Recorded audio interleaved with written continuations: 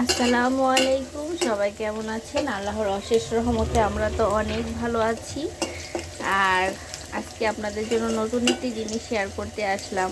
জানি না আপনারা কেক কীভাবে পছন্দ করেন, কেক কীভাবে খান, কেউ খান কি না, অনেকে খান কি না খান তাও জানি না।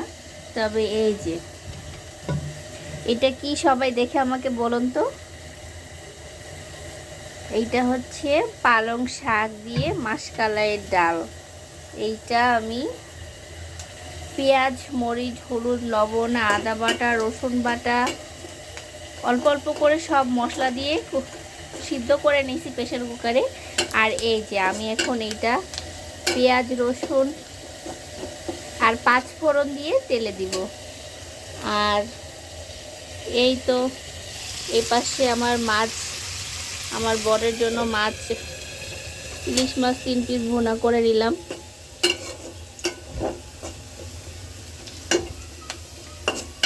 আর এখন এইটা আমি তেলে দিয়ে,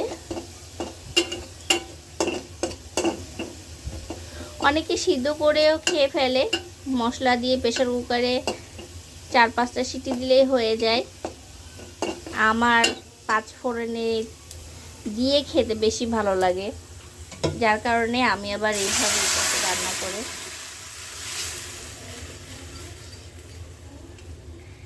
এই তো হয়ে গেল আমার মাসকলাইয়ের ডাল দিয়ে পালং শাকের তরকারি। আপনারা একটু জানাবেন যে যারা খান তাদের কাছে এই রান্নাটা কেমন লাগে, আর যারা খান না তারা যদি চান তাহলে আমি রেসিপি দিব, আমাকে জানাবেন। আর তো আমার রান্নাবাড়ি শেষ আজকের মতো। আর আমি একটু সবুজ শাক সিদ্ধ করে রেখে দিছি, এইটা কালকে রান্না করে দিব, তেলে দিয়ে দিব এইটা। আর এটা আমি বাবুকে মাদ্রাসা থেকে দিয়ে আসার সময় নিয়ে আসছিলাম, নিয়ে এসে বেচে ধুয়ে সিদ্ধ করে নিছি।